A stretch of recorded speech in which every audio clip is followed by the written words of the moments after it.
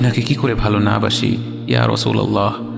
যখন আপনি আমাকে ভালোবেসেছেন সেই 1400 বছর আগে, যখন আপনি আমাকে মিস করতেন, আশা করতেন যেন আমার সাথে দেখা করতে পারেন, অথচ তখনও আমি জন্মই হইনি। সেদিন সাহাবীরা আপনার চোখে পানি দেখে বলল, ইয়া রাসূলুল্লাহ, আপনি কাঁদছেন কেন? আপনি বললেন, আমার ভাইদের খুব দেখতে ইচ্ছে করছে। সাহাবীরা বললেন, আমরা কি আপনার ভাই নই ইয়া রাসূলুল্লাহ? আপনি বললেন, না, তোমরা আমার সাহাবী।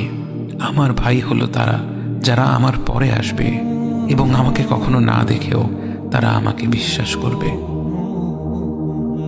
মৃত্যুশয্যায় শুয়ে আপনার অন্তরে এই চিন্তা ছিল যে আমাদের পরিণতি কি হবে।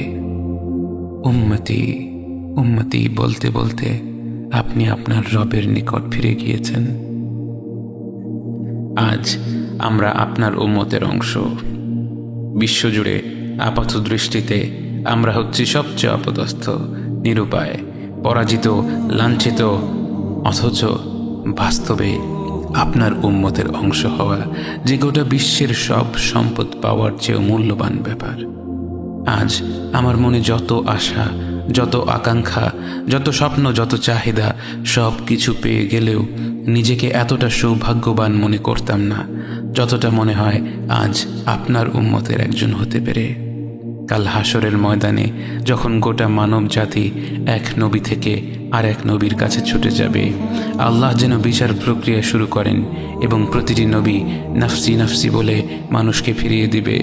অবশেষে যখন সবাই আপনার সামনে হাজির হবে এবং আপনি গোটা মানব জাতির প্রতিনিধি হয়ে আল্লাহর সামনে সেজদা করবেন, সেদিন আপনার উম্মতের সদস্য হওয়ার পূর্ণাঙ্গ মর্যাদা প্রকাশ পাবে।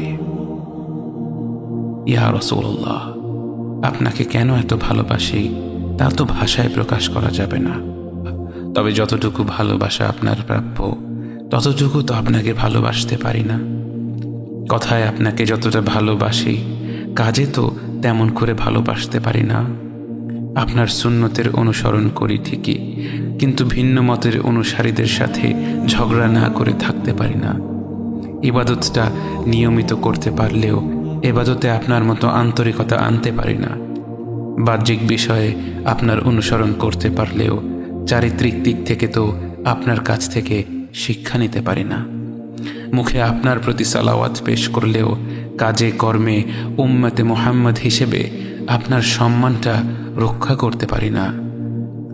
রাসূলুল্লাহ, হাবিবুল্লাহ, নবী